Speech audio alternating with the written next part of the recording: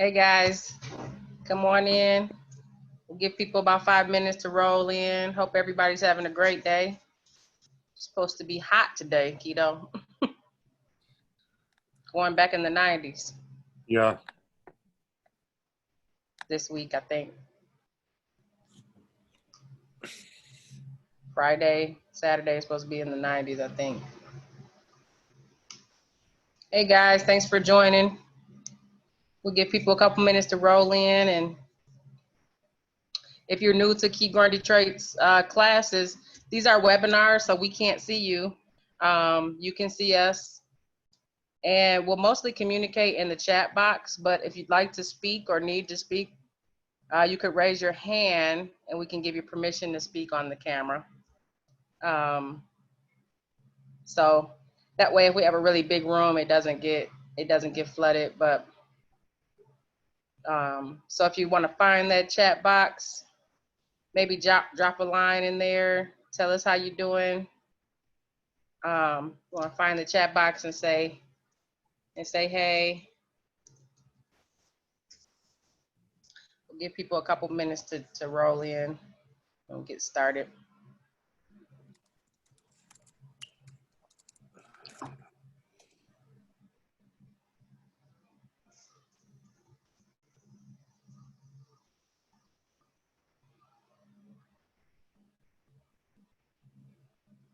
How was your vacation, Keto?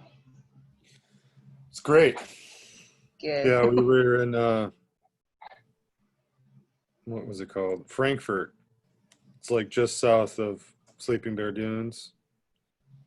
And we were right by Crystal Lake, which is this beautiful, super clear lake. And just hung out. We rented a house and rode our bikes and did some paddle boarding and hung out on the beach a little bit, made food, and it was pretty, weather was great, no bugs. It was awesome. So Nice. I'm glad you got a chance to get away. yeah. Hey, everybody chiming in the chat box. Hey, Nicola. Hope everything is well. Oh, Nora, hey. Hey, Catherine. Glad you're back. Hey, Betty. I haven't seen Betty in a long time. Hey, Miss Brenda.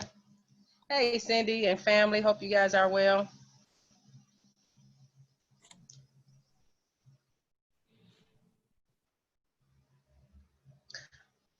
Can't see. You know what? Your chats are just coming, Catherine, your chats are just coming to the panelists. Oh, and attendees. You can't see everybody's chats. Oops. Let me work on that. Oh, because everybody else needs to change it to panelists and attendees. Okay, yeah. Gotcha, Catherine and Keto. Okay, so if you want to send something through the chat, there's a little button on top that says who you're sending it to. You can send it to a private person. You can send it to all the panelists. You could also send it to everyone, so the panelists and attendees. So that way people can see what you guys are saying. Yeah. Yep, so when you're typing in the chat box, make sure you're talking to everybody. But hey, okay, I think we can go ahead and get started. We got a nice little crew here talking about harvest and storage tips. It's prime time. So me and Keto put our heads together and said we need to maybe review some harvesting tips, and we're in the thick of it at the Keep Growing Detroit farm with produce and start kicking off our CSA and kicking off our online store. We also have a few GID growers coming to the farm now, and their produce is going through the CSA. So it's just prime harvest time. So we thought maybe we would chat with you guys about harvest tips. So you want to kick us off, Keto? Sure. Well, hello everybody. Great to have you online with us today. I'm going to go ahead and start my screen share. And let me find my, Keto was saying if it's a small group, we can open up if you guys want to. So let me know if you want to do that, Keto, and I can yeah, let's go yeah. ahead and open it up so people can kind of talk in real time and ask questions. Okay, great. So what I'll do is I'll send you a notification. You're going to be added as a panelist. If you want to join with your camera and or your voice, you'll have the ability to do that as a panelist. Okay. We have a nice crew, so if you'd like to, you don't have to. You can stay muted, and you can stay. Your video can stay muted if you'd like to. So I'll go ahead and send those invites, and we can see your faces.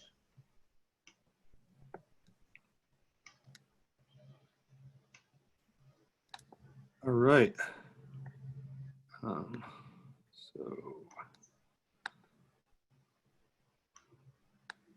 just so I can set this up so I can see the chat here a little bit. Okay. All right. So I wanted to go through, when thinking about this subject, you know, I want to make sure that everybody has a good understanding of best practices for not only harvesting and storage, but we're going to start out with food safety in particular. There's some basic practices that can ensure that whatever you harvest doesn't cause any problems for anybody down the road, whether that's you eating it with your family or if you're selling it or sharing it with others. So we're going to start out with kind of a basic overview of food safety related things, and then get into some specifics of harvesting and storage. And there is a little bit of participation. I'd like you guys to respond and kind of get involved in the conversation. And I welcome questions. I really miss that part of classes, is like the interaction with folks. So I strongly encourage people to chime in and actually join in with your voice if you can, or if you want to just use the chat box, that's fine as well. So just as a reminder, if you haven't done this already, on the chat box to change if you want to chat with the group, to change it specifically to go to all panelists and attendees, or if you want to chat with somebody in particular, you can choose them from the list. I also want to encourage people to bring knowledge to the table. If you have something to offer on what I'm talking about, please chime in. I try to kind of do a good job of covering the topic as a whole, but there's always more to add to the conversation, and the more that we have different perspectives and maybe something I missed, even better for everybody else. All right. So we're gonna go ahead and jump in here, and I'm gonna, okay. So I'm gonna start with talking about farm food safety, and this is like more kind of language for larger scale farms, but all of this kind of applies on any scale of growing. And so we're looking at food safety and how to make sure that we're handling and growing these things, particularly at the harvest and storage steps, that will not cause any kind of illness or vector for illness get down the road. So the questions that we're asking is, what does your harvest process look like? How do you wash and pack your produce? Pack means like, how do you wash and store or set it up to be stored properly? And then, how often do you wash and sanitize? And this is all, on some level, this is all kind of driven by the Food Safety Modernization Act, which I think President Obama signed in 2011, which is basically regulations to make sure that it was, in some part, it was addressing some health concerns that were coming down the pike from fresh fruits and vegetables. Like there was issues with spinach at some point and lettuces, and like there has been some outbreaks of like E. coli, for instance, and that stimulated, you know, how do we regulate this? So you can see here it says farms that have an average annual income of $25,000 or more maybe have to be to make a farm food safety plan. So in most cases that really doesn't apply, but all these rules and all the kind of the parameters of it and how to set up and do all this food safety stuff, it's just as important on large scale as a farm as us doing it in our own homes. And it doesn't take, it's not that complicated, and it doesn't take a lot of, you know, a lot more work. You know, there are, once you get to those levels of selling on a larger scale, you may want to you may want to start to, you know, get more serious about it and start to fill out and use some of the forms that are out there for logging and tracking. But I'm just going to kind of mention those things more. I think mostly this audience is on the small, on the home scale. But if you are, you know, selling, you know, please chime in and if you have particular questions. But we're just going to talk about, you know, what the processes are. So a farm food safety plan is a written guide that outlines all of your farm food safety needs, safety procedures and practices. So it's basically you saying, you know, this is how I go about operating and doing those things. I'm seeing somebody, Catherine Newell. Let's see, let me just see it. Okay, now I can see it. There you go. Hi guys. I wasn't seeing all the faces before. Now I do. All right. So your farm food safety plan should include a description of your farm, person responsible for making sure that these things are happening, and a listing of your procedures. And you know, if that's something that's you're serious about and you want to set something up, we can help you with that, and we can give you the examples of what we are using at the farm, at our farm, at the Keep Growing Detroit farm. As I said before, don't let the idea of this be overwhelming. It's mostly, you know, once you'll see, you know, a listing of some of the common procedures, and you know, writing something up and setting this up for your farm is not that complicated.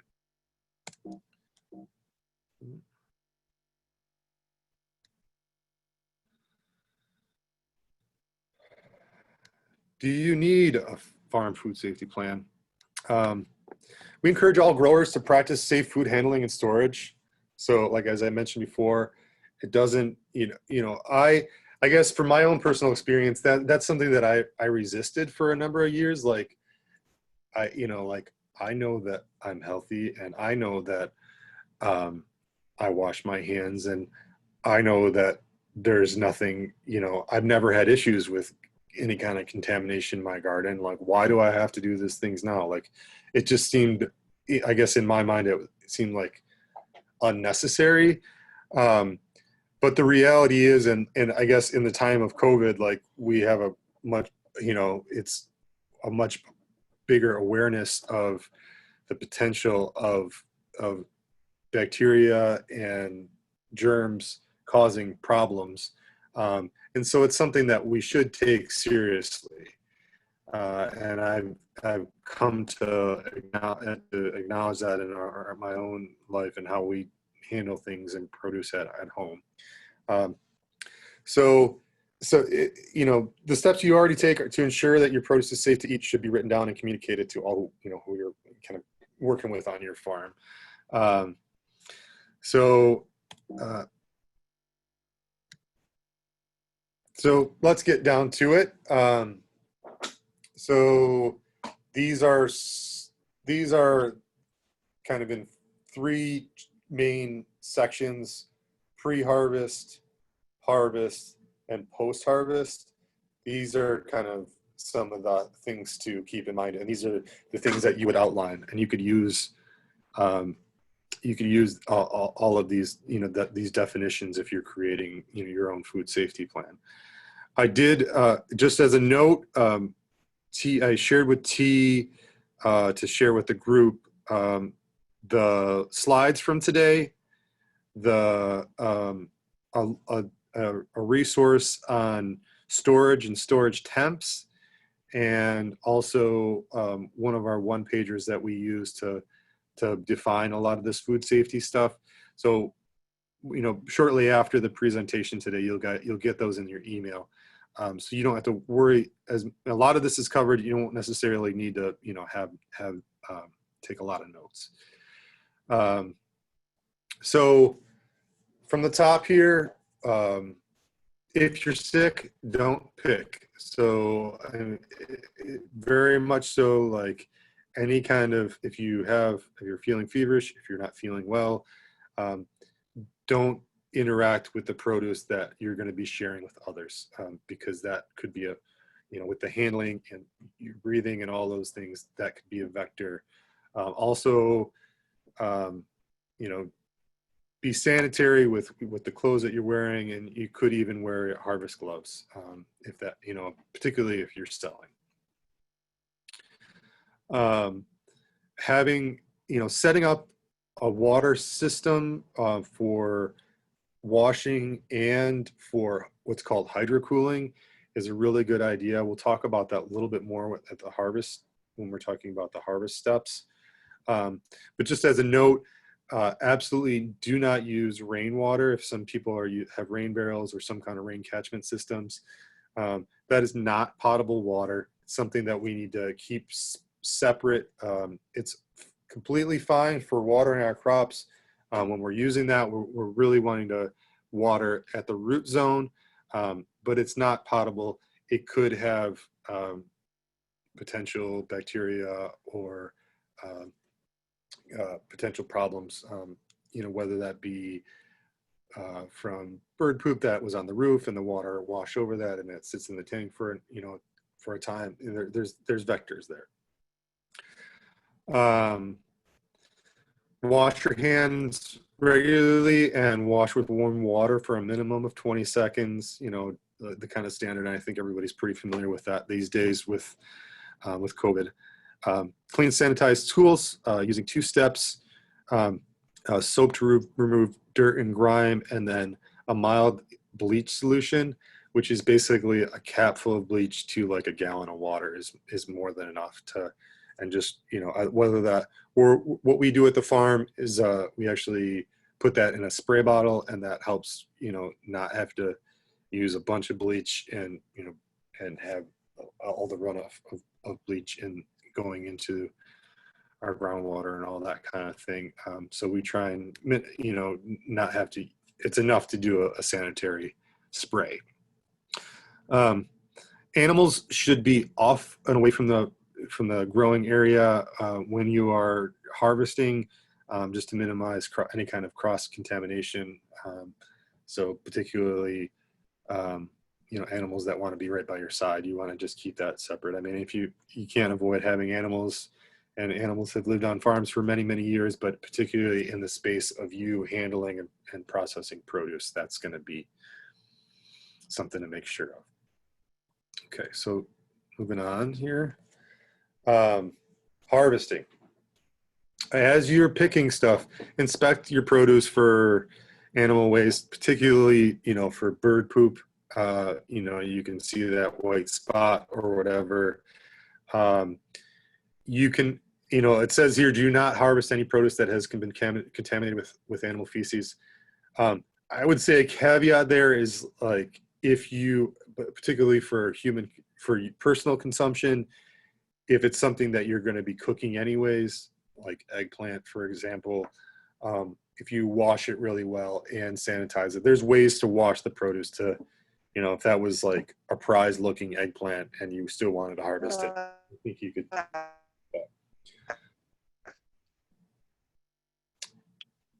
Hello? Did somebody ask a question? No? Okay. Um, so one cut, generally we're trying to, minimize any open cuts or slices on the produce because that's an open vector for uh, bacteria and ultimately decay. So that's both for the longevity of the produce um, and for potential vectors for for food safety issues. Please mute yourself if you are speaking to others, and you can raise your hand if you'd like to speak or have questions about what's going on in the class. Be picky, and this one applies more for selling. So only harvest the best. Leave produce that that is my spelling got messed up there. That is damaged or may have been chewed by animals or pests, or looks bad. Nobody wants to buy that kind of stuff at the market, but in many cases, that's what we call the farmer's harvest, and that's the seconds, and it's perfectly fine to eat. Maybe it doesn't look as nice, but there are a lot of waste that happens with produce.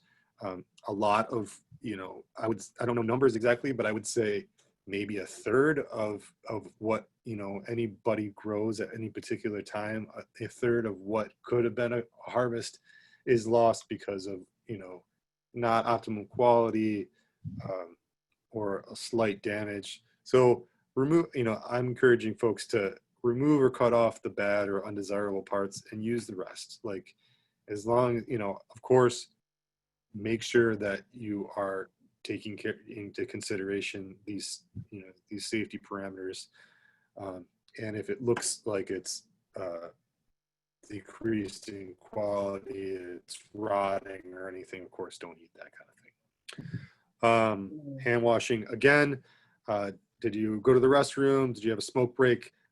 Wash anytime you're kind of leaving the scene of or multiple times in the process of harvesting and getting that produce to ultimately where you're storing it before it's actually used. So washing regularly is a really good practice. And it applies also that the more kind of sterilization and cleaning and washing will also act as a benefit to keeping this produce longer for longer storage, which is, oftentimes we have things, like this time of year, everything is coming in gangbusters. Like we start to get harvest this and that, and it's hard to like eat it all in some cases. And so, if you have it harvested properly and using sanitary practices, it also extends the shelf life. And then after harvest, keep it cool. Move produce quickly from the field to washing area or storage. I will point out that, like, if you're, I mentioned this a little bit earlier, but one useful tool to prolong the shelf life of this produce is to get it to cool off quickly, especially if you're harvesting in the heat of the day. Well, to back up, generally speaking, ideally you want to harvest in the coolest parts of the day. So ideally we're harvesting first thing in the morning or before, really early in the morning, or in the evening as the heat of the day has cooled off. So after 6 or 7 o'clock. And because if you, like, say you harvested something and it's middle of the day and it's already warm, and then you leave it out to be warm, especially if you leave it in the sun, that will accelerate begin to accelerate the ripening and or decay, and kind of in relation the ultimate decay of the plant. So you want to get it harvested and cooled off to whatever the ideal storage temperature is as quickly as possible. In some cases, the best way to do that is to have a nice setup of a tub where you can dunk the produce in and cool it off quickly. That's called hydrocooling, and that's a good way to get the to reduce the internal temperature of the crop. So, it says here, keep washed produce in a controlled cooler at 40 degrees for most vegetables. And we're going to get into some specifics on, there's kind of 4 main categories of storage conditions for different vegetables. And we're going to kind of go through that in detail. This is kind of generally speaking. When you are washing produce, change the wash water regularly. So in the case of things like root crops that are really, like carrots, for instance, where, if you're trying to sell them or preparing them or getting them ready for your ultimate use, you want to probably, depending on how much you're doing, change that water a few times.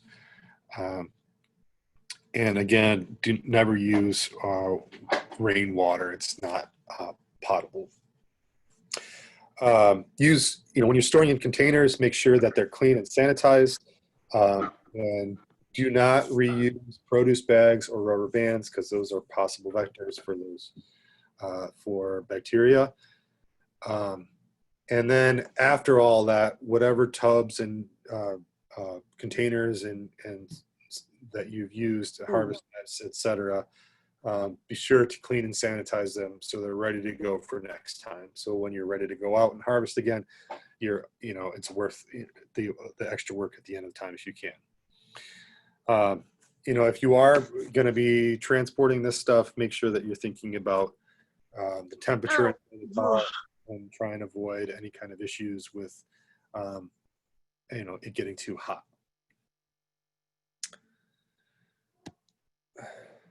And then here are, a few tips for, generally speaking, for getting produce to last the longest.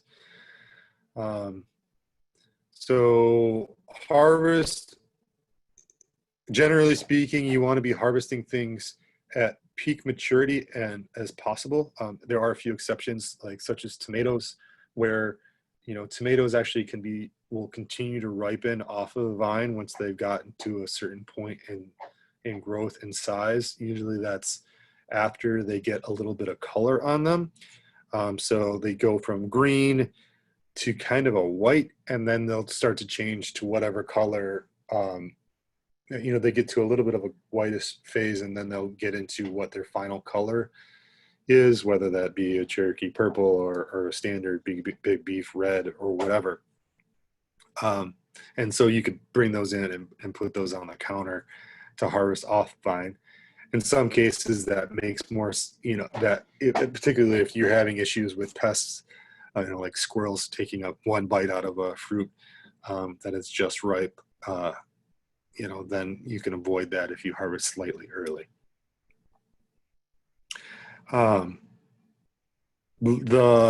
Any crop that has any bites or or looks like it has any kind of disease or speckling or spotting or holes or whatever, those will tend to deteriorate quickly or more quickly than a quote unquote perfect harvest. So if you're wanting to, like I had mentioned earlier, don't discount those things that are imperfect, but use them first because they're going to deteriorate in quality quickly. Whereas, things that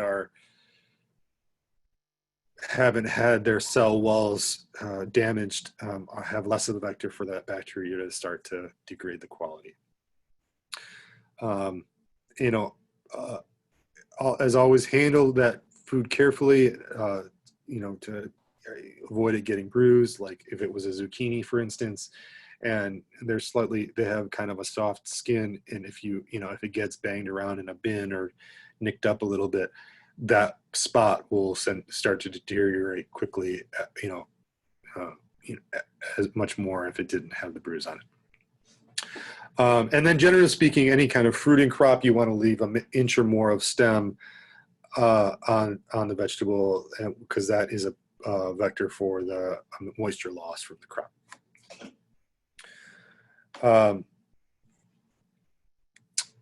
So let's keep going here. For storage, generally produce to be sold at market should be harvested as closely to market day as possible, especially more perishable crops such as greens and lettuce. But we're going to go through in detail, like kind of the storage life of a variety of crops. So some things have, most everything has at least a week if it's stored in some kind of refrigeration or is cooled off. Usually you can get at least a week out of it, and in many cases at least 2 weeks. And then there's other crops that will last up to a few months or more. And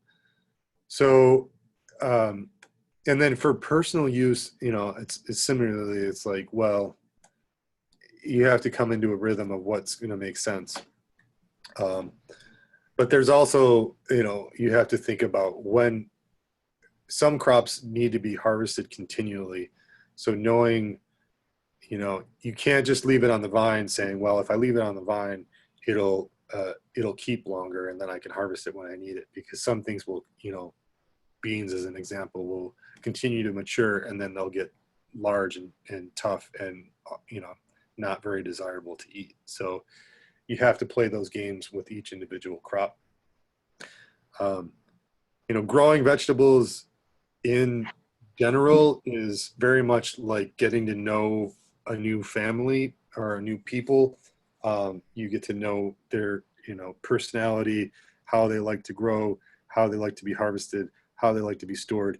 And in many cases, some of them are very similar to others, and some are very unique from everybody else. And so each one of these vegetables, we just have to gain experience with and try things. Lots of times trial and error is the best teacher.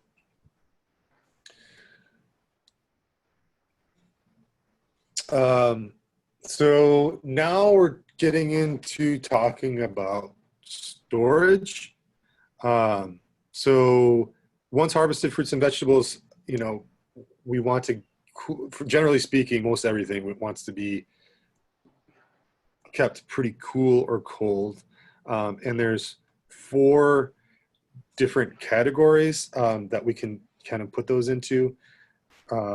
Fruits and vegetables that require cold, moist conditions. So that's like 32 degrees and really high humidity, like 95 degrees, or 95% humidity. And then there's vegetables that can be a little bit warmer, 40 to 50 degrees. Also, and moist at 95% humidity. And then there's the category of vegetables that require cool and dry conditions. So that's like 40 to 50 degrees and pretty dry. And then in a few cases, there's like crops that want to be above 50 degrees and dry. And in some cases, there are, we need to do curing to keep these crops for an extended period of time if we wanted that, like potatoes and winter squashes and sweet potatoes. If those are, categorized as storage crops, but you need to do a curing process in each one of those cases, where you're basically encouraging the skin to become a vapor barrier so you don't and cure to avoid loss of water and ultimately meaning extended shelf life and storage. So let's just review this one more time, because we're going to have a quiz. Are you guys ready? We're going to have a quiz. I know you guys are very excited about quizzes. Hey, Keto, I had a question here on this slide before you keep going on the quiz, if you don't mind. Yeah. And maybe we can see if there's any questions. I don't know, but can you give some examples? Like, you got cold, moist, cool, moist, cool, dry. Yeah. Uh, Like, yeah, or are you gonna do that later? I'm going to get into that. And this is like, I'm glad that's a good question. And I want everybody to be thinking like, what's the Like, difference? is that a I, refrigerator? Is yeah, that a right. okay? Then, um, well, let's look at this next slide together. Okay. And this will help a little bit, right? So cold, moist, 32 degrees, 95% humidity. So cold, moist, and cool, moist really, for the home grower, is basically your refrigerator. You know, in it just cool, moist tells you that you could keep it a little bit warmer, or you would put it at the front of your refrigerator, or like you have a little bit of flexibility. Cold moist means like it needs to be kept at that temperature. It's going to deteriorate quickly. Um, so, uh, all right. So, um, I want you guys, we're just going to kind of put this out there as a quiz that we have these 4 categories, and I want you guys to try and guess of these 5 vegetables identified here: sweet potatoes, collard greens, tomatoes, eggplant, and beets. How would you categorize each of those into one of these categories? Hmm.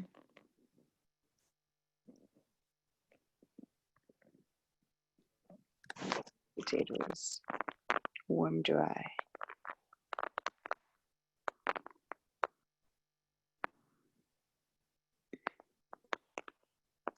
Eggplant.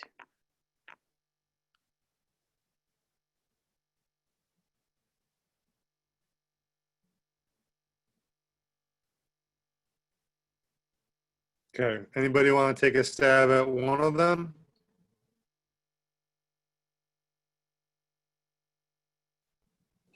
Hi. I said maybe for collard greens, either cool moist or cold moist. Right, collard greens would be cold moist. Great. Um, What about sweet potatoes? Cold, dry. Sweet potatoes are actually warm dry. Warm, dry. Okay. Okay, so we got 2. I'd say tomatoes, warm, dry. Um, well, I think I made a mistake. Well, did I make a mistake here on the temperature? Tomatoes are cool dry. They don't want to be refrigerated. And I did make a mistake here. I apologize. Hold on. That should be 40 to 50 degrees. So you want them, basically, you don't want to refrigerate tomatoes. Right. I'm sorry, that totally messed you guys up, I'm sure. But yeah, tomatoes, the refrigerator affects the flavor. Okay, so we got 1 left, I think, or no, 2 left.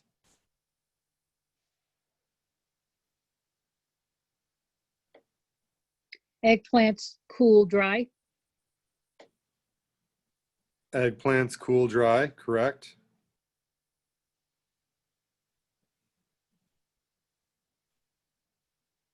Beets cool moist. Correct. Great.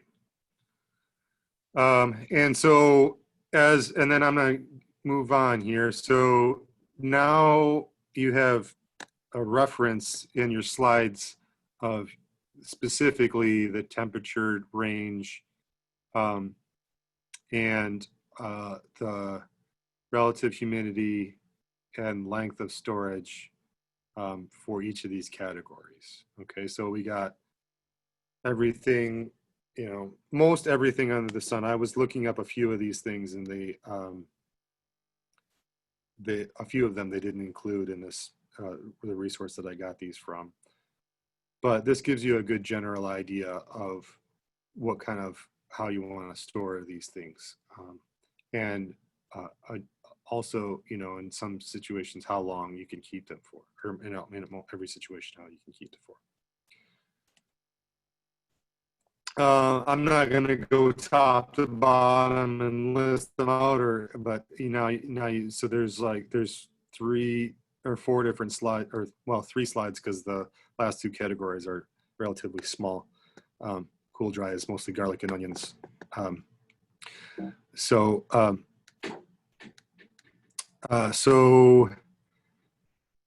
now I basically I kind of broke it down, harvesting very specific to each, to most of the common crops. I have information to share about harvesting best practices, and maybe a little bit more specific, any specific tips around what to do with these crops, or handle them after they're harvested. So when harvesting things like collards, kale, and chard and mustard greens, we are, in terms of how to harvest, we're always taking the largest lower leaves, and leaving the central top of the plant, the young growth, to produce new leaves down the line. We're always, generally speaking, never want to, and this is just about for anything, we never want to harvest more than 50% of the plant at any time, because you need to give that plant time to regenerate and regrow, and it needs some of those leaves to gather the energy to be able to do that. If you have any issues with, like, say, aphids on the leaves, soaking them in water and washing them a little bit will help remove any kind of pest problems. All these crops can be continually harvested all season long. Some people, grow greens in particular for like a late season harvest. Like that, kind of a classic thing is harvesting collards and kale for Thanksgiving after a frost. But I encourage people to, you can always plant a second crop for, if you want your Thanksgiving harvest and you want a big harvest. You could plant collards again now, like in July, and still get a great crop for that purpose. So if you're growing them in the beginning of the season, usually we're putting those in April, then, you can be harvesting that by the middle of May. You can have an ongoing harvest that's going to keep you going, growing in the greens for all summer long. Hey, Keto, you got a couple questions in the chat box. Is it a good time to? Yeah. So Catherine saying, any recommended resources for how to build a small root cellar in a plastic bucket? My basement is only good at cool dry. There are strategies. I don't have a good resource off the top of my head.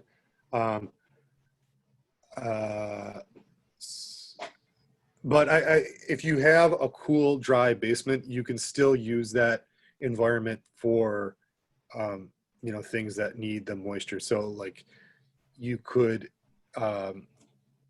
all you're really looking for in a root cellar type setup is a room or a space in your house that is consistently around 50 degrees. Basements are classically that. The earth is pretty consistently between 40 and 50 degrees, even during, a few feet down, even during winter months, it has that kind of consistent temperature. And if so if you set yourself up where you have a room or whatever that you got the cool, and then for humidity, you can either get covered plastic tubs and put sand in them and get it a little bit wet to provide a little bit of humidity. You can also put a bucket of sand that's wet, that's gotten wet as a source of humidity to evaporate into the air. So there's some really good strategies on that. I'll make a note that for to maybe follow up with the group here on resource for root cellaring. In terms of how long to soak greens, if you're trying to get rid of, get aphids off, it's just a few minutes. Like and it just requires a little bit of handling of those leaves and washing them a little bit, and that's just enough. The bugs are not going to stay on in the water. They can't. Particularly things like flea beetles will jump off immediately. Okay, any other questions before I move on? If there isn't one from the group, I have one that I've gotten before. You mentioned like no animals where you're harvesting. Like some of the damage that I'll have on some of the crops may be like rats or squirrels on greens or something like that. Is that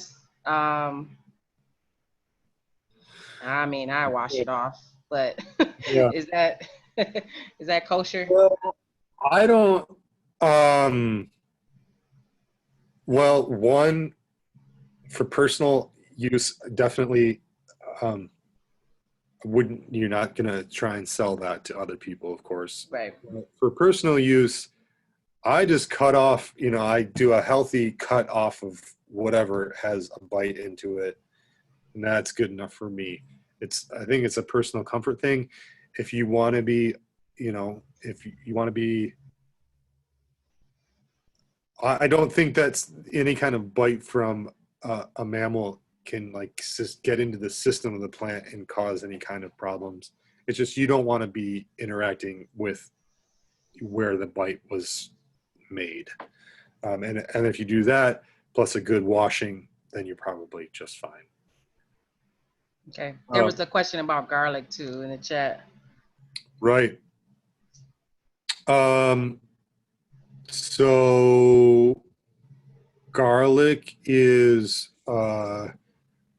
as we saw in our slides here, garlic likes it cool and dry. So really, well, I think I would vary from this slightly. I mean, you don't need to put it in your refrigerator, one, but probably for extended storage, you would want to put it in some kind of root cellar or like 50 degrees or below space and make sure that it's dry, low humidity. And that's one of those crops that you want to make sure that you cure well. So, most folks should have harvested their garlic at this point in the season. The standard for when to harvest garlic is when the top 4 or 5 leaves have dried out. So there's the main stem, and then the garlic, and then there's a leaf, every other going opposite, left, right. And you want each of those, you want the bottom 4 or 5 to be completely dried out. And that correlates to layers of skin that surround the bulb at the base of the plant. So once it's harvested, then you want to cure it, which basically you want to put it in a warm, dry environment, probably like a shady place in your garage or in an underhang. You don't want it to be exposed to potential rain, but to give it at least a week or two until that stem all the leaves on the plant completely dry out. And then you'll get the outer layers of the skin of the garlic will be completely dry, and that acts as a protective layer, for extended harvest down the road. Extended storage down the road. That's garlic. So moving on here, cabbage, you want harvest entire head approximately 60 days after harvest. Cabbages are about 60 days to harvest. And I would say that garlic, or I'm sorry, cabbage is one of those things that's a bit of a finicky crop. Like I've had issues with trying to get it to head up nicely. And at a certain point in the season, if it hasn't really developed a head, you might just want to harvest it for what it is and either pull it out or, or just be, done with it. Like if you planted, it's now July. If you got cabbage from, our cold crop distribution in April, it should be the size by now. And if it's not, I would say, harvest what you can off of it and plant something else in that space.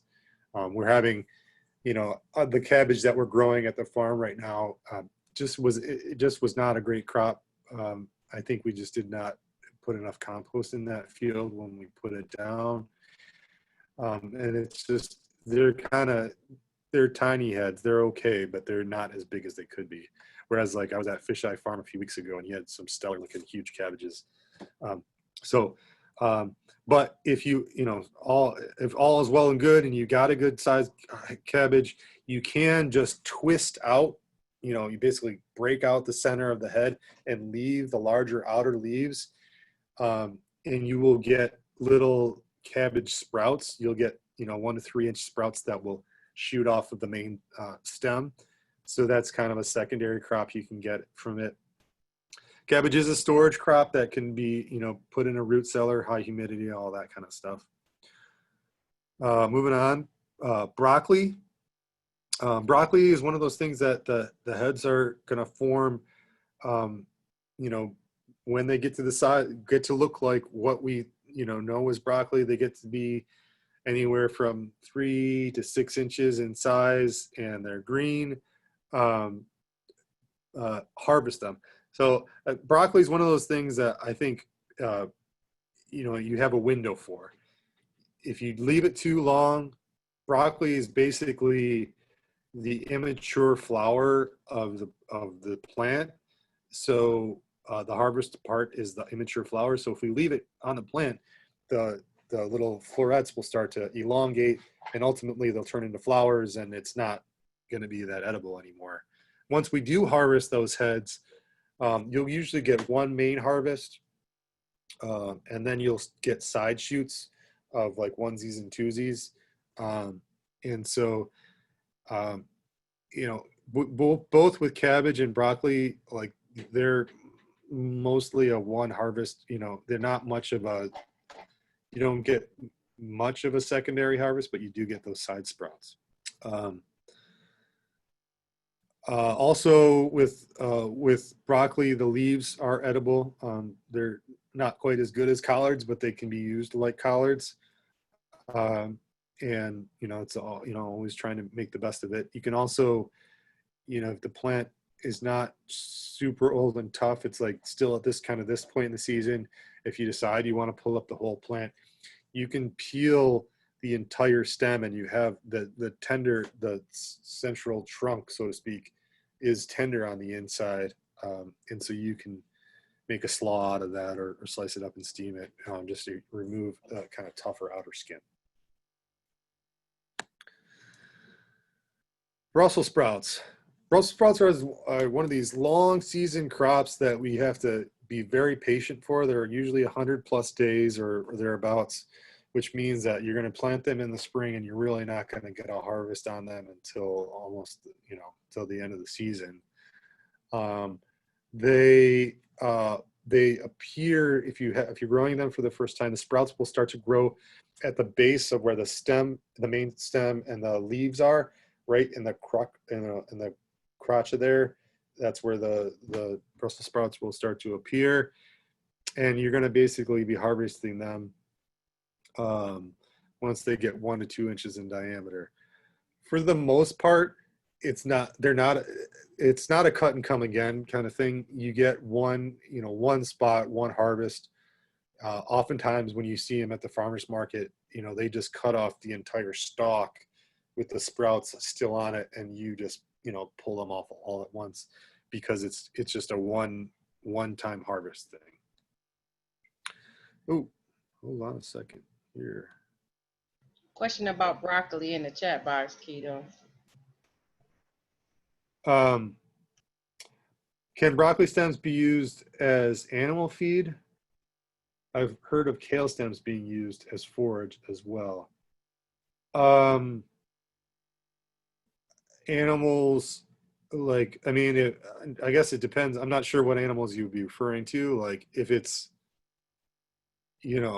farm animals, they love just about anything that's green. So goats and and chickens um, and rabbits will go to town on that stuff. In terms of like house pets, like dogs, I don't have any experience with that. Like, I'm assuming that you would maybe steam them first. Okay, she's saying goats, chickens, rabbits, cows, etc. Yeah, sure, you can use that. I mean, most unused edible parts of plants can be thrown in for the animals to take care of. All right. Magda's cat loves broccoli florets, but not the stems. So you steam them first, or you just steam them to a raw? All right. So let's keep going here. They eat them raw. Okay. The cats love raw broccoli. Who knew? So leeks. Leeks are one of these are really great, and they can be harvested just about any time in their life. Like, they're edible at any stage, but we're trying to get the largest harvest that we can, of course. So you're probably going to wait until they get at least the diameter of a quarter. One tip that when I was doing research for the class that was new to me is to hill the leeks similar to how you would hill potatoes. So, like, the most desirable edible part of leeks is the white tender part at the base, which is below the soil level. And so you can encourage that by adding soil up at the base of the plant, up to the leaves as it matures. And that will encourage the blanching of the usable stem. Leeks are a storage crop and can be held at near freezing or in a root cellar for more than a few months or more.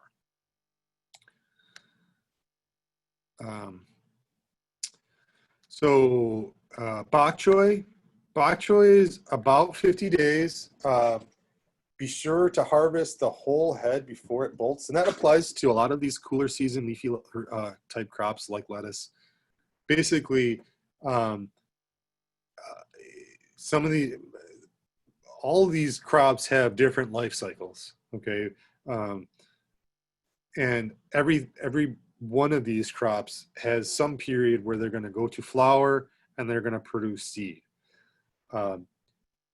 Things that are like, a lot of the brassicas like collards and kale and cabbage, those are biennial, meaning that they'll go through a winter period or a cold period, and the following season is when they'll send up the flower and ultimately produce seed. But in the case of things like bok choy, their life cycle is much shorter, and once the long days of summer and the heat really kick in, they're going to send up that flower shoot and basically become not very desirable to be eaten. Once they start to bolt, it's called bolting, that flower stem shoots up. The plant tends to get the skin gets a little tougher and woody, and just is not very delicious. So if you see with any one of lettuce related to lettuce to bok choy, if you see that that center stem starting to elongate, that you should probably just harvest it then and try and use it. And ideally, you want to try and use it before that.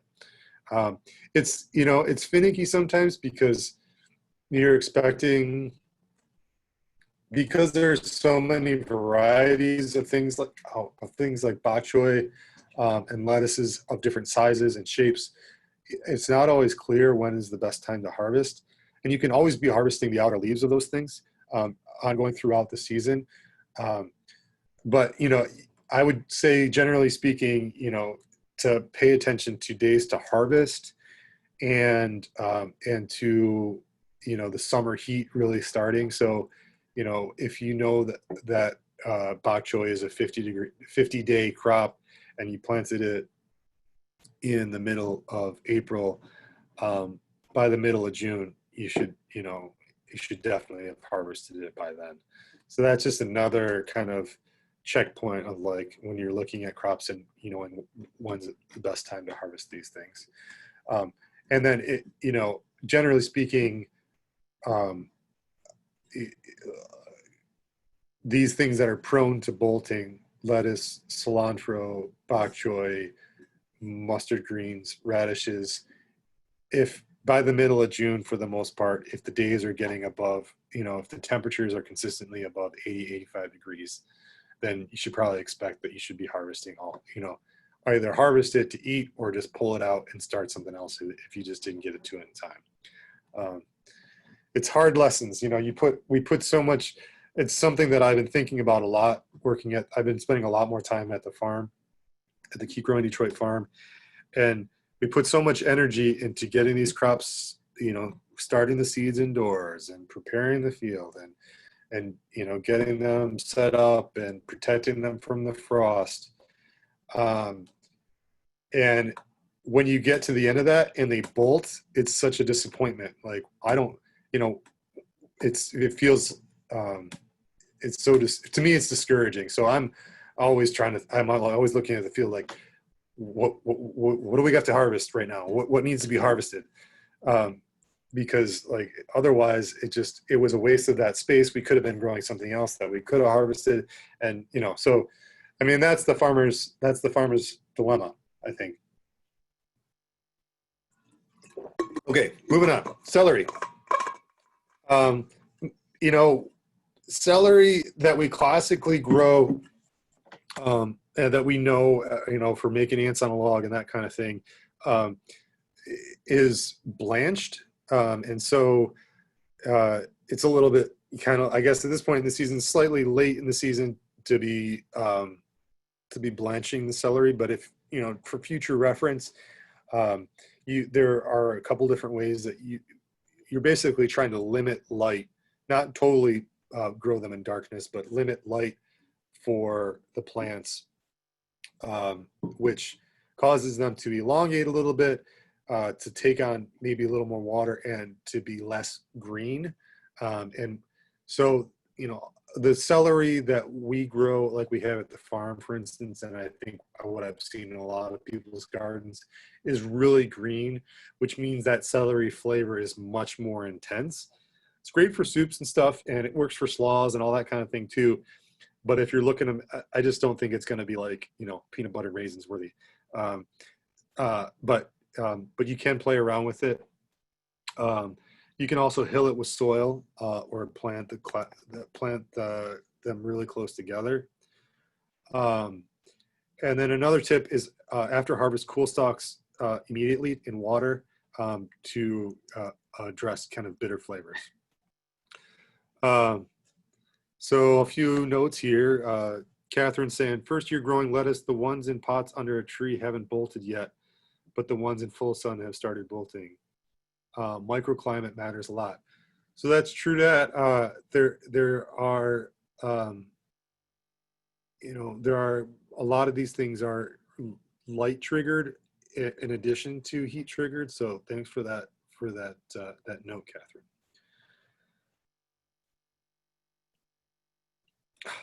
How's it going, guys? Any questions?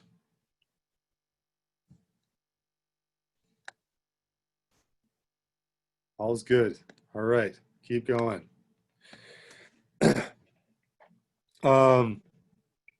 Peas, wanted to make the general distinction that there are basically two main categories of peas. Snap peas are grown for the edible peas and pods. So like the pods are a little bit more tender and juicy on the outside, whereas shelling peas are a little more thin and tough, and they're harvested only for their peas. Um, and then the third category is actually snow peas, which is grown mostly for the pod and the immature peas. So just kind of know what you're working with, so you don't try and take a bite into shelling peas and are, you know, and can't even get your teeth through that tough outer shell. Peas will keep for 1 to 2 weeks refrigerated, and shelling peas are well suited for freezing. I'm gonna take a drink. Okay. As I mentioned, radishes, as I mentioned earlier, will bolt in hot, dry weather. Harvest them promptly to avoid pithiness. So basically, with a lot of these root crops, it's not always super apparent how big they are below the ground. So, you know, this applies to carrots as well. But if you kind of poke your finger and you can kind of feel the size, or you can also just pull out 1 or 2. You know, in the case of carrots and beets and radishes, which the general recommendation is to plant them kind of densely and then thin them to the appropriate spacing. I can't emphasize enough that, like, if you don't thin enough, they're going to be tiny, and they're just not going to grow to size. Sometimes if you have really good fertility, you can get away with it and they'll still get up to nice size. But if you look at, you know, in many situations, like, you'll pull up one carrot, looks really nice, full size, and then right next to it will be 2 that were, you know, weren't thinned and pulled, you know, and they weren't, and then they're right next to each other, and you try and pull those up, and they're, you know, less than half the size of the initial carrot that you had pulled up. There's a question here: succession planting and radishes, can they grow in more than one season? Great question. So radishes is one of those things that it's a spring and fall crop. They don't like the heat, so it would be planting first thing in the spring. It's also a really great filler because they're a really short crop, 25 days. So you can expect to be, and they germinate pretty quickly as well. So, you know, you can expect to be harvesting those in a really quick window. And then I would wait till the soil starts to cool off again before that I plant it again, say maybe late August or September. It's always kind of finicky because, like, our summer is kind of unpredictable here in Michigan. But you can definitely grow them again in the fall. And because they're so short, you can maybe try a few different plantings. Maybe try them late August or early September. And if they didn't do so hot, then try again in another few weeks. And I'm sure, you know, even as late as the end of September, you're going to still get a decent harvest out of it. Any of the root crops you want to top or remove the tops from before you store them, and cut it right at the base of those leaves. Don't leave any of the leaf stems because that's basically a point for moisture loss. And then keeping it that cool, cold and high humidity. All right. This is kind of a general, some general notes for root crops and tubers, because that you want to store for an extended period of time. So things like carrots and beets and radishes and potatoes can be put in a root cellar and last into the winter months. But there's a few tips to get them to do what you want them to do. So you actually, when you pull them out of the ground, you want to trim them, as I had mentioned, for any kind of harvest, because you don't want to lose the water, but you also want to not wash them. There's some natural business going on that basically there's a protective coating with that soil, and if we just leave them dirty for storage purposes for a root cellar, and then you wash them before you use them, of course, that is going to be a really, really great way to store them for an extended period of time. As I mentioned earlier, make sure to thin carrots to at least 1 inch between plants after they have germinated. And, you know, as a note, some carrots will take up to 2 months until harvest, and they'll usually take 2 to 3 weeks to germinate. So it's something to stay on top of. Harvest beets when they get to 2 to 3 inches in diameter, and again, remove greens before extended storage.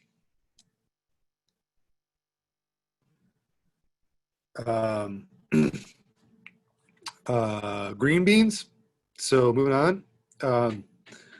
So once a plant starts to produce, usually they'll be a little over 10 inches or something.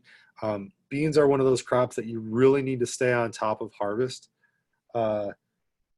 So they will, it's one of those things that like, it's really easy to, you know, you miss a day and you go out there and you have the beans that are way too big and kind of tough. So you want to pick them regularly.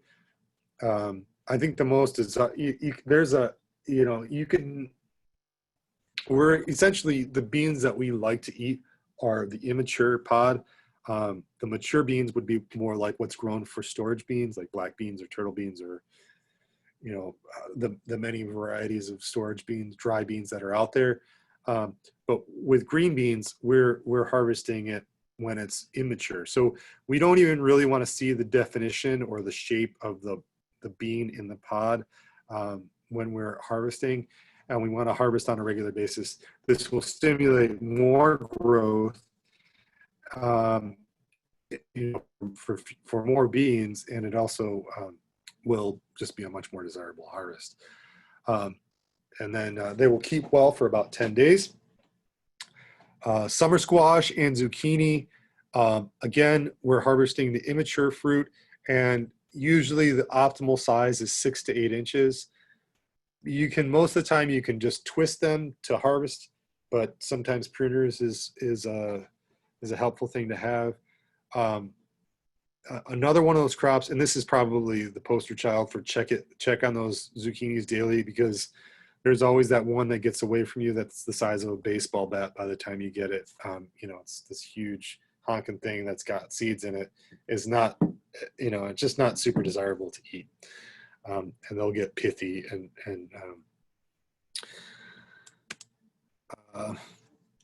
winter squashes, and this is something that you're going to leave all season long, and you're actually going to, you want to leave them in the field as long as possible.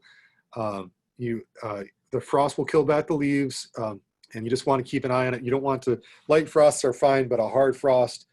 So like if they just say we're going to get a little bit of a frost, that's great. But if it's going to be, you know, below 32 degrees for, you know, for several hours, then that's more of a hard frost.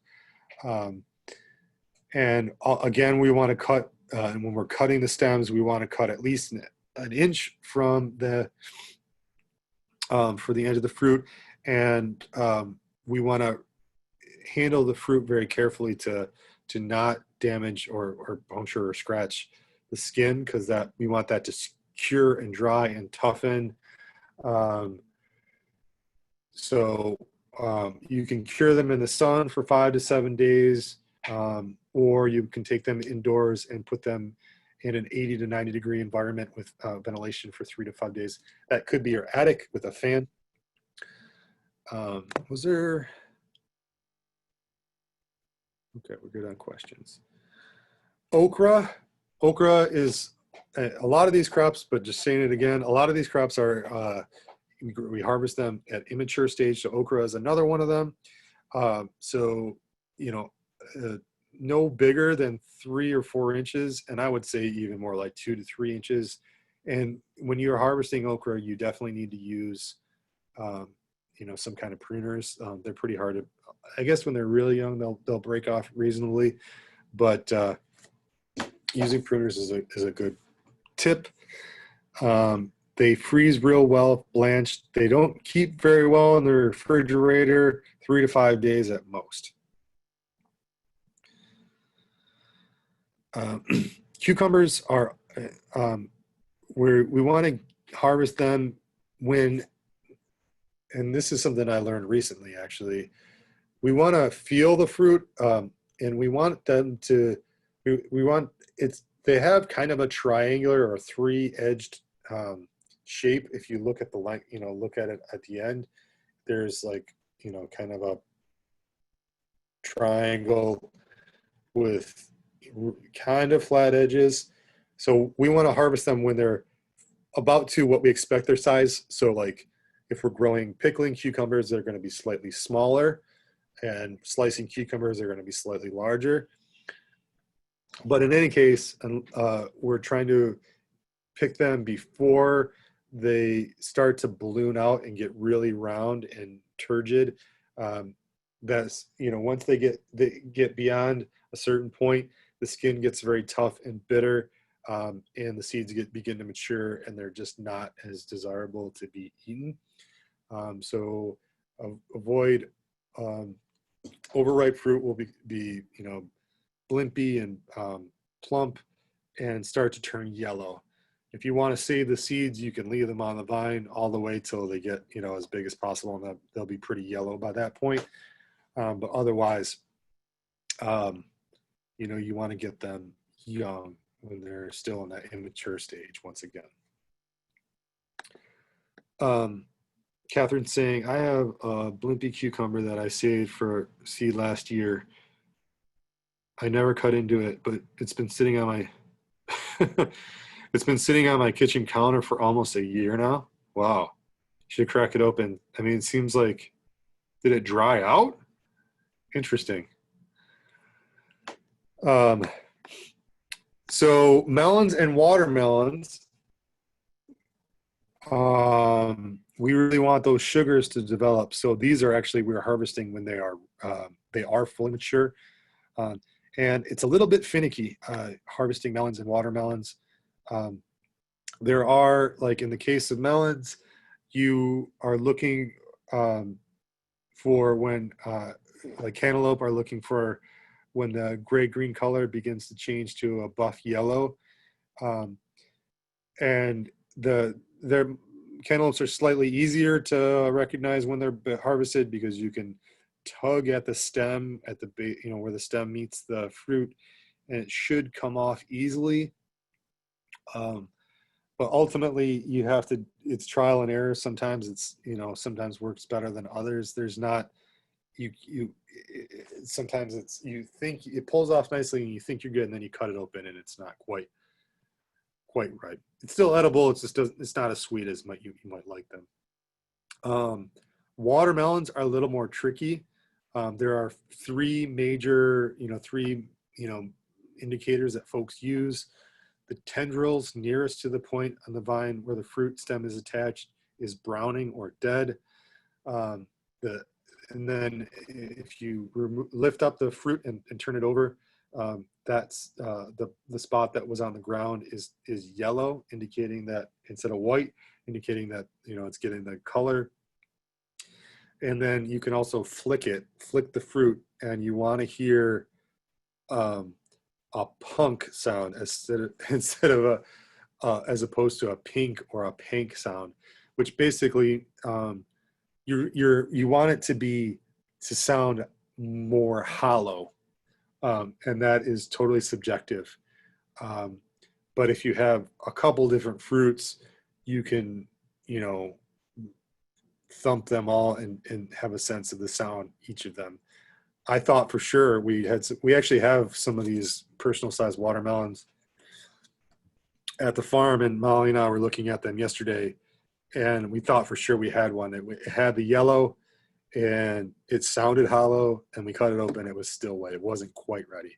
The flesh tasted okay. It was kind of sweet, somewhere between a cucumber and a watermelon, but it was still good.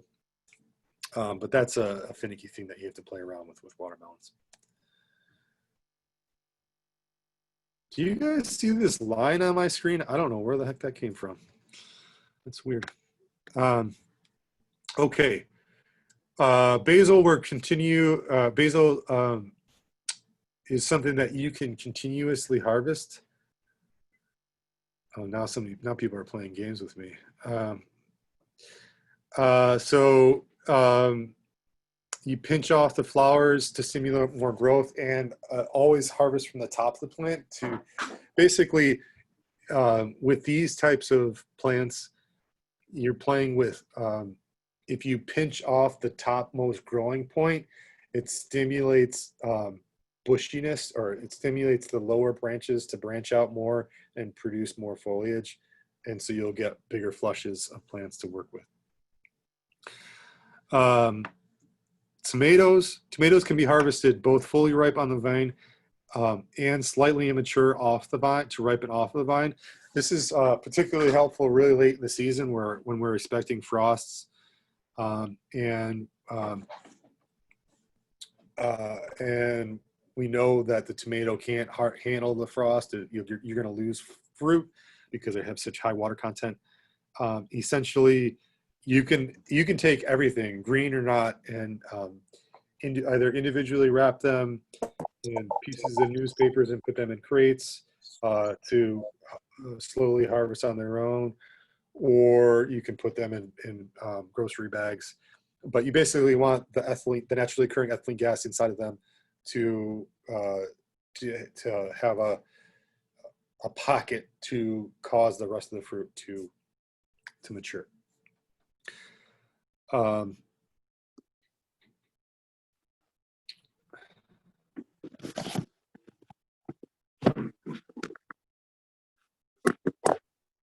Okay. And then peppers. Pick the peppers promptly when they full size and encourage further fruit set. Sweet and bell peppers can be harvested green and or left on the vine to change color. That also applies to jalapenos. Like jalapenos, most people, like the grassy flavor and they'll harvest them green, but you can leave them on the vine to, get either red or in some cases yellow. Storage again at 50 degrees for up to 2 weeks. And eggplant clip in the stem, you definitely need to use pruners to harvest eggplant. Roots of desired size encourage fruit production. Keep eggplant in a cool spot away from dry sunlight, and use it after harvesting or buying. You can place in a vent or a bowl, but avoid sealing it in a plastic bag, which can increase decay. So basically, eggplants will last longer if they're in a cooler environment, or not in a warm, like room temperature environment. And just storing them away from ethylene gas is important. And then I guess we're getting towards the ends of the presentation, and looks like we have a few minutes left here. Beyond like refrigeration and storage, for the most part, you can reference how long these things will last. So we've talked a little bit about storing in refrigerators, and there's some things that are quote unquote storage crops that'll last for up to several months. But there's some things that will get in abundance at certain points in the season, and they don't have great, refrigerator storage, and they're not storage crops. So there are a few other alternate, ways to think about what to do with them if you don't have a place, you can't find a home for them or a friend to give them to. And one that I like a lot is freezing. Freezing is pretty awesome it doesn't work for everything, but if you, it requires a little bit of processing, but it's a really great way to continue to be able to use produce from your garden into the winter months. I'm going to speak more generally.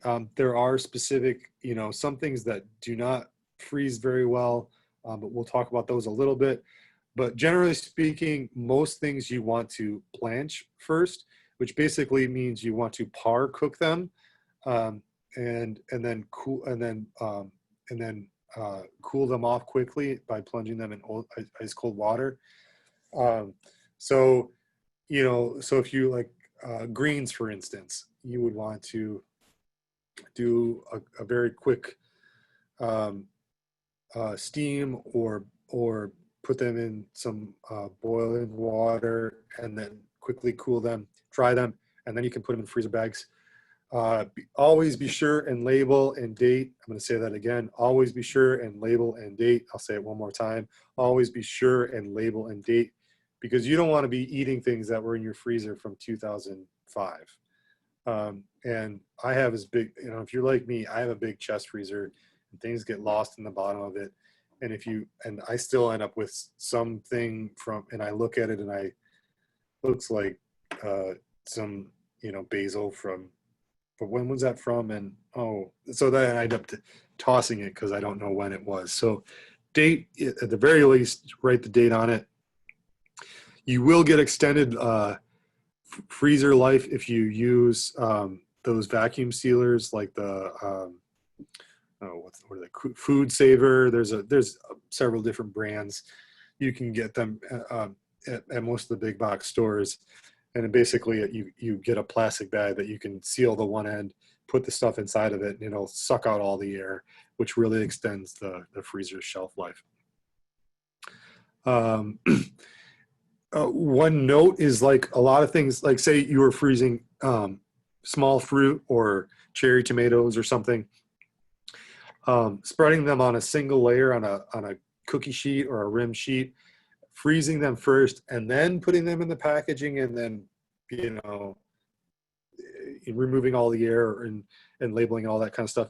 That makes it where you can open it up and remove what you need and only use what you need, instead of, when I first started freezing things, I just put get a gallon bag and I put a bunch of tomatoes in it, and then it's just this huge block of frozen tomatoes, and it's just not very user friendly.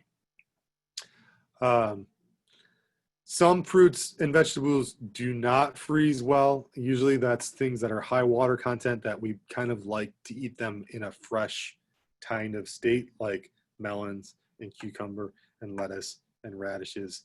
Whereas, like, lettuce versus spinach is also something that's somewhat high water content, but that's something that we would eat cooked. None of these things, you're not going to freeze spinach and expect to thaw it out and have a fresh salad of spinach.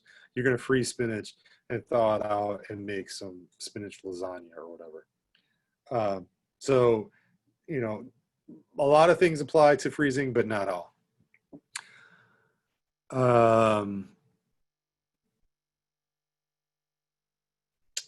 And I think I will, and then finally, we'll talk a little bit about drying. Using dehydrating and drying things is also something that could work for, if it's a high water content thing, it takes a long time. I definitely recommend using a dehydrator over trying to use an oven, just because ovens are finicky and usually you have to leave the oven cracked open a little bit, and it's just it's an expensive way to dehydrate things. But leafy greens and herbs and things, dehydrators work really great for. I've even heard of people taking, like, they want to, just increase their nutrition, and they'll dehydrate kale and grind it up into a powder and toss it into soups, particularly with kids, and the kids don't even notice that, their vegetable soup has a bunch of collard greens in it, or kale.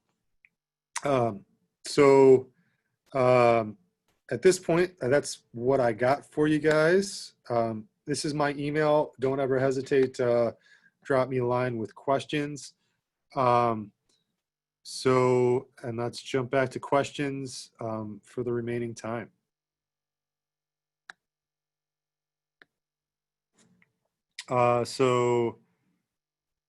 Question here, best way to store fresh herbs. So it depends on what it is. Basil does not like to be cold. for instance. So for basil, that would be basically treating it like cut flowers and putting it in a jar of water. Just, doing a fresh cut on the bottom of the stems and putting the stems in water. You don't want the leaves to be in contact with the water, but the stems to keep them hydrated, and then you can just keep that on your counter.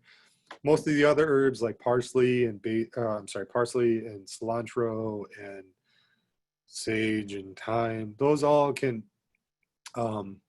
will do pretty well in either like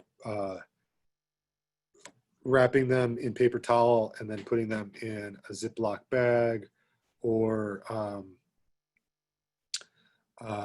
just putting them in an open container in the refrigerator.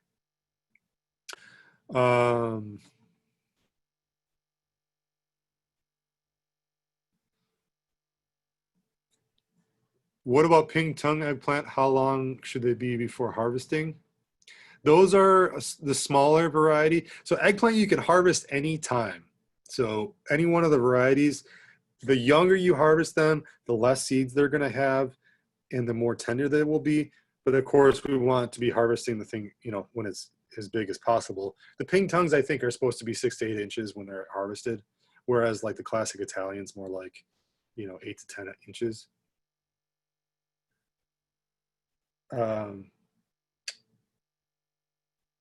Mag is telling us I'm taking a webinar series from MSU that's on food preservation.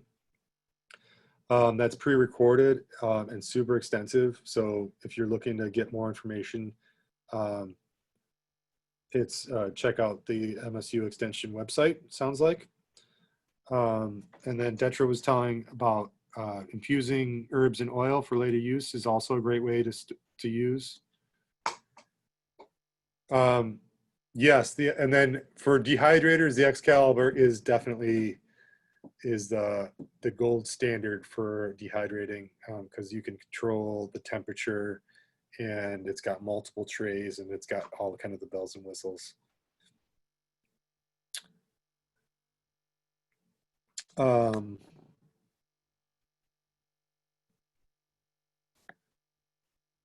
right, so any other questions?